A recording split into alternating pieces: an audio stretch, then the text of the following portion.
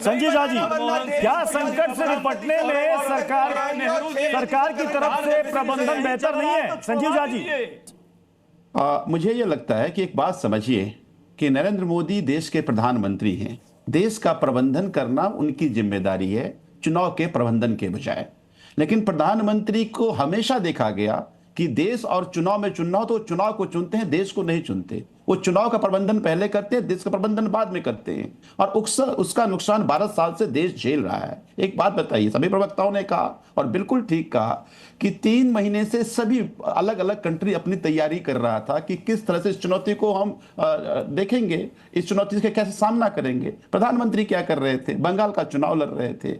मैं कहता हूं कि जो बात आज प्रधानमंत्री कहते हैं, प्रधानमंत्री अगर बंगाल के चुनाव में ऑनलाइन रैली कर लिए होते, कितना बड़ा मैसेज जाता। लेकिन तब तो बड़ी बड़ी रैलियां हो रही थी। प्रधानमंत्री 2 दिन 3 दिन पहले आपने देखा सोमनाथ मंदिर में प्रोग्राम में देखा किस तरह से एयर शो हुआ, तमाम तरह की चीजें हुई। तब लगता है कि आपको देश की चिंता नहीं है। अगेन संजीव झा जी, मैं माफी के साथ एक चीज इसमें जोड़ना चाहूंगा।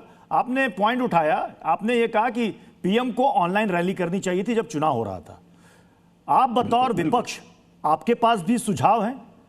कितने विपक्षी नेताओं ने ऑनलाइन रैलियां की हैं जिन प्रदेशों में चुनाव था? बताइएगा। अच्छा, एक बात बताइए ना, मैं ये कह रहा हूं कि जो चिंता प्रधानमंत्री, चलिए, आपने कहा कि सत्ताधारी दल के लोग नहीं मान रहे थे, वो बड़ी बड़ी चुनावी रैलियां कर रहे थे। विपक्ष के किस नेता ने उस दौरान ऑनलाइन रैली की है? बताइए। एक मिनट, चिंता प्रधानमंत्री कर रहे हैं ना देश की, तो चिंता ऐसे कहने से तो नहीं होगा ना, कुछ करके दिखाते। एक बात।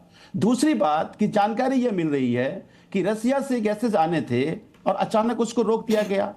क्यों आप मजबूर हो रहे हैं अमेरिका के सामने? क्या कोई एपिस्टीन फाइल की चिंता है आपकी? भाई चाइना तो नहीं सुन रहा है ना, आप क्यों मजबूर हो रहे हैं? अगर प्रधानमंत्री मजबूर है, देश मजबूर क्यों हो? तब ये कह रहे हैं कि इस देश को मजबूर नहीं, मजबूत प्रधानमंत्री चाहिए। यहां तो बड़ी बड़ी बातें करते हैं, काफिला कम कर देंगे और तमाम तरह की आप पीआर स्टंट कर रहे हैं, लेकिन जो देश के लिए जरूरी कदम उठाने थे वहां कदम नहीं उठा पा रहे हैं। तो देश आपसे पूछना चाहता है ना कि आप मजबूर हैं, आप ट्रंप के आगे नतमस्तक क्यों हैं? क्यों नहीं हम रसिया से तेल खरीदेंगे? भाई चाइना खरीद रहा है, हम भी खरीदेंगे।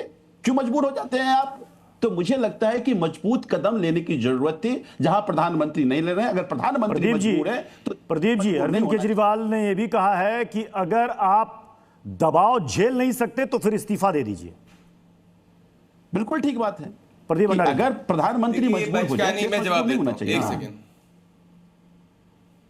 सुनिए। पहले तो ये झूठे लोग जो अभी अपने काफिले में 15-15 गाड़ियों के साथ में घूम रहे हैं, जो जाके कलकत्ता के अंदर प्रचार कर रहे थे, उनको ये तक नहीं पता था कि तृणमूल कांग्रेस का कैंडिडेट कौन है। वो अरविंद केजरीवाल जो अभी पंजाब के अंदर, इनके कोई दायित्व नहीं है। पंजाब में जो आदमी अभी चुनावी प्रचार कर रहा है, पंजाब के शीश महल के अंदर बैठे हुए, जिनके मुख्यमंत्री टन टून होते हैं पंजाब की असेंबली के अंदर, जो डोप टेस्ट नहीं अभी करा पा रहे, वो किसी को ज्ञान ना दे। इन्होंने बोला कि हम रशिया से तेल नहीं ले रहे, ये रहा इनका झूठ। भारत रशिया से तेल ले रहा है। इनकी सोच देश विरोधी है। ये क्या चाह रहे हैं कि जैसे नेपाल में हो गया, जैसा बांग्लादेश में हो गया, वैसे सत्ता के जो सड़कों पे लोग आ जाए, देश के लोकतंत्र को खत्म करे और एनआरकी केजरीवाल को सत्ता में बैठा दे। ऐसा होने वाला नहीं है, ऐसा होने वाला नहीं है। अब इन्होंने बोला कि 2 महीने हमने क्या किया।